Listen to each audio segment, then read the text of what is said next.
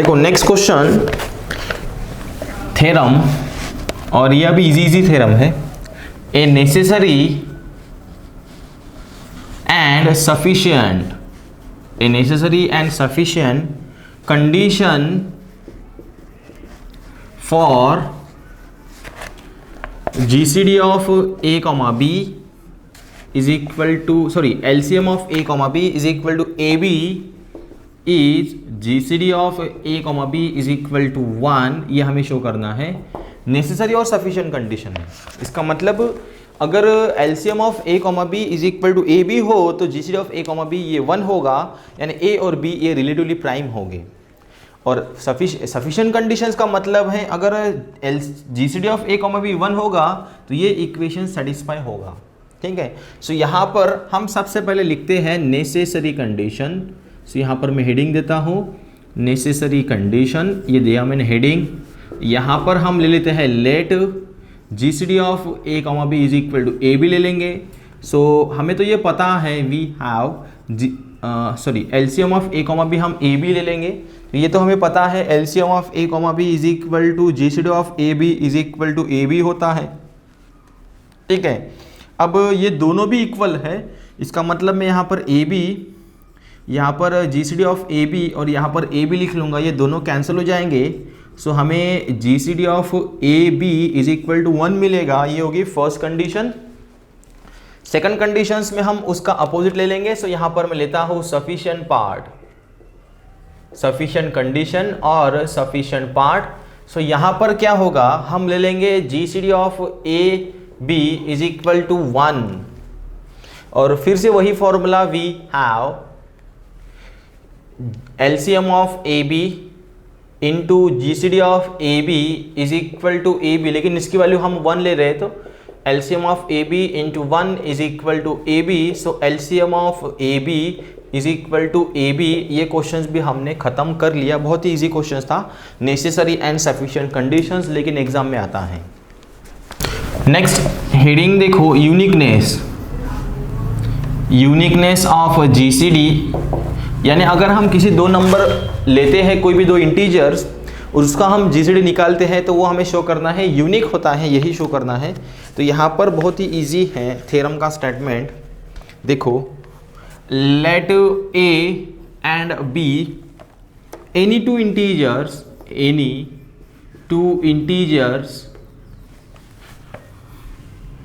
not 0 then show that, देखो ये show that करना है, show that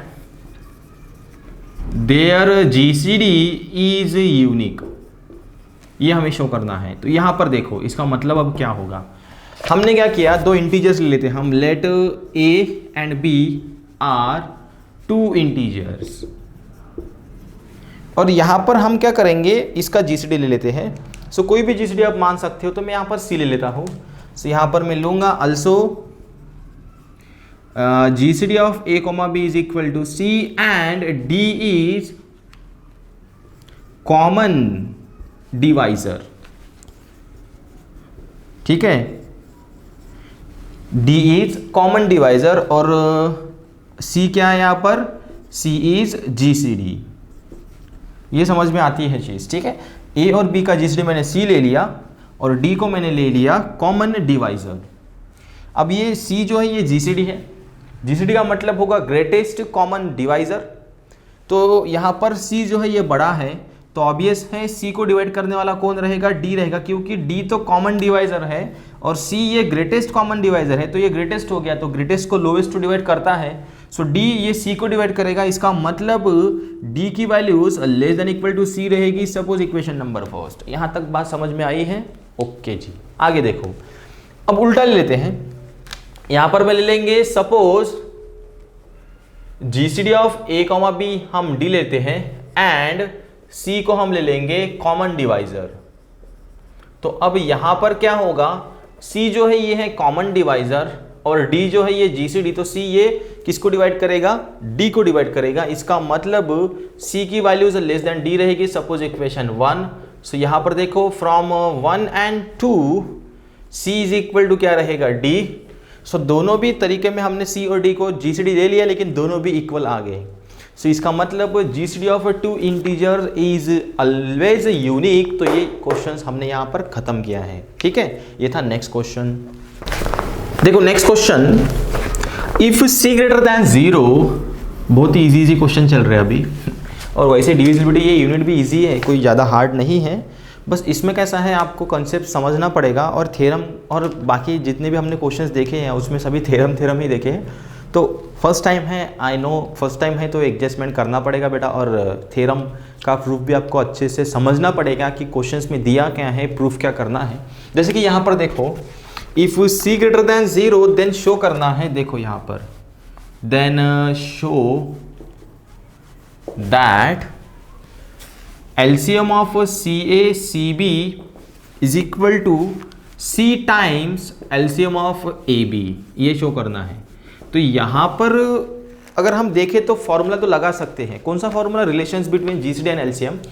तो यहाँ पर सबसे पहले मैं लिखूंगा, देखो we have GCD of LCM of AB into GCD of AB is equal to AB होता है। तो हम इम्प्लाइज करेंगे, सिमिलरली हम इसके लिए लिखेंगे।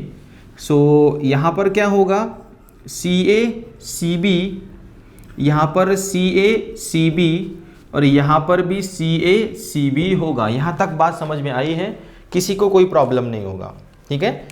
CA CB और CA CB, यानी मैंने फॉर्मूला किसके लिए लिखा है, ये फॉर्मूला किसके लिए लिखा है, CA और CB के लिए ये फॉर्मूला लिखा गया। तो यहां से देखो अब हमें इंप्लाइज होगा LCM of CA CB is equal to C square AB, C into C square AB divided by CA CB इसका GCD। अब यहाँ से C हम ले सकते हैं बाहर, क्योंकि वो तो थ्योरम हमने किया है। तो यहाँ पर ये होगा LCM of CA CB is equal to C square AB। So C in bracket AB, bracket मतलब GCD ऑफ AB, CC तो चला गया। सो यहाँ पर LCM of CA CB is equal to CAB divided by GCD of AB। ये C को थोड़ा हम दूर लिख लेते हैं। सो यहाँ पर देखो AB by GCD of AB, यहाँ से AB by GCD of AB is equal to क्या रहेगा, LCM ऑफ AB। सो यहाँ पर इक्वेशन नंबर 1 अगर हम इसे मान के चले, तो यहाँ पर LCM ऑफ CA CB इसकी वैल्यू हमें मिलेगी C into AB by GCD of AB is equal to रहेगा, क्या रहेगा, LCM ऑफ AB रहेगा। यहाँ पर रीजन फ्रॉम इक्वेशन नंबर 1। तो देखो ये क्वेश्चंस कितना इजी था जो हमने किया है। यहाँ पर एक और क्वेश्चंस है, इंपॉर्टेंट क्वेश्चंस है, बहुत बार एग्जाम में आता है, वो भी हम कर लेते हैं। वो तो इससे भी इजी है। तो क्वेश्चंस देखो क्या है हमारा, ये क्लीन कर लेता हूँ मैं फिलहाल।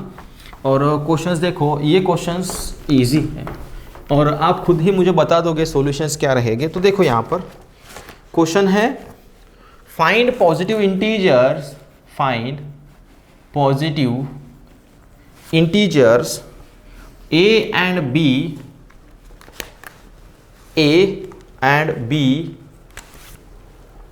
satisfying equation. कौन सी इक्वेशन है, GCD of A, B equal to 10 and LCM of AB is equal to 100 simultaneously. Find all solution, ठीक है, फाइंड ऑल सॉल्यूशन।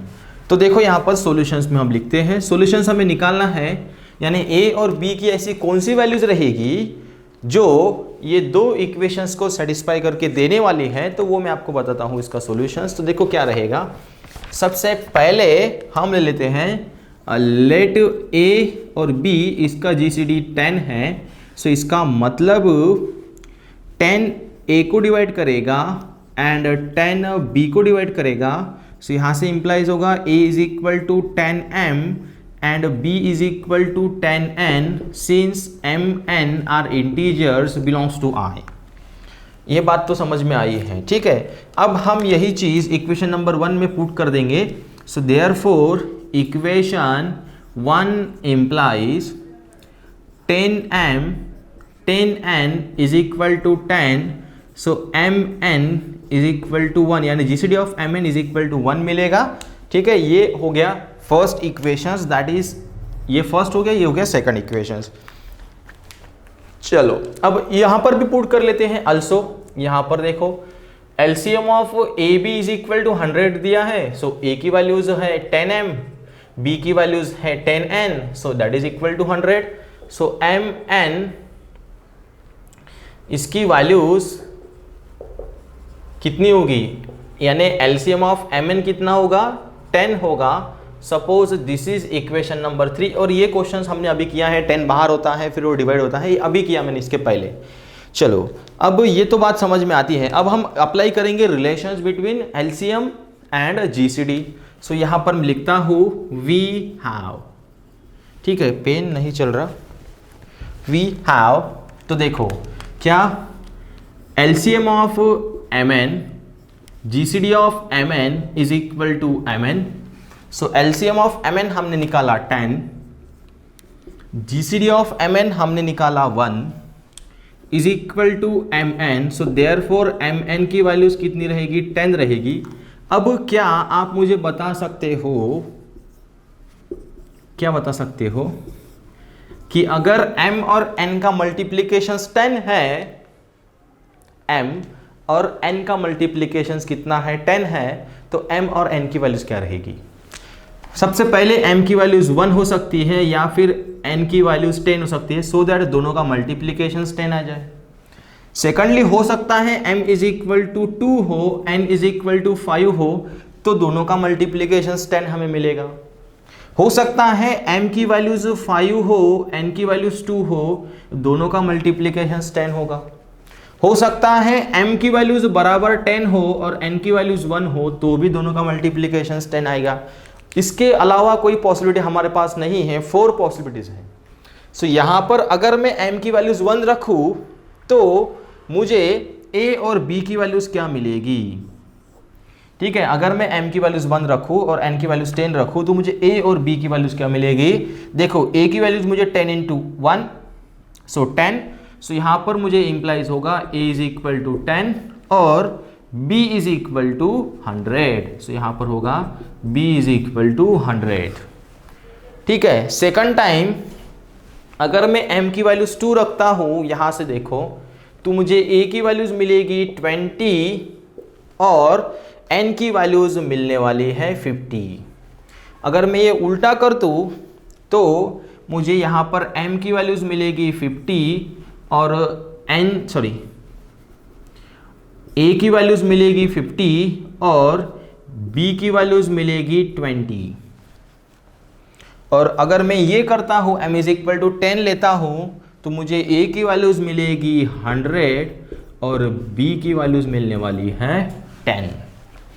तो अगर आपको ये दोनों इक्वेशन सेटिस्फाई करके बताना है, इसके सॉल्यूशंस निकालना है, तो a b की ये ऐसी वैल्यूज आप ले लो तो ये दोनों भी इक्वेशंस आपके सेटिस्फाई होंगे। आप खुद अपने मर्जी से भी इसको कर सकते हो, पुट करो वैल्यूज a और b की, देखो जीसीडी उतना ही आएगा, एलसीएम भी उतना ही आएगा। हर एक कंडीशंस के लिए 4 कंडीशंस ले लो, ठीक है। ये था नेक्स्ट क्वेश्चन। सो हमने ख़त्म किया है, तो लगभग हमारा 80% तो यूनिट ये ख़त्म हुआ है यहाँ तक। बस 2-3 लेक्चर्स इसके बाकी हैं, तो वो लेक्चर्स के ऊपर के क्वेश्चंस हम करेंगे कंप्लीट नेक्स्ट लेक्चर में।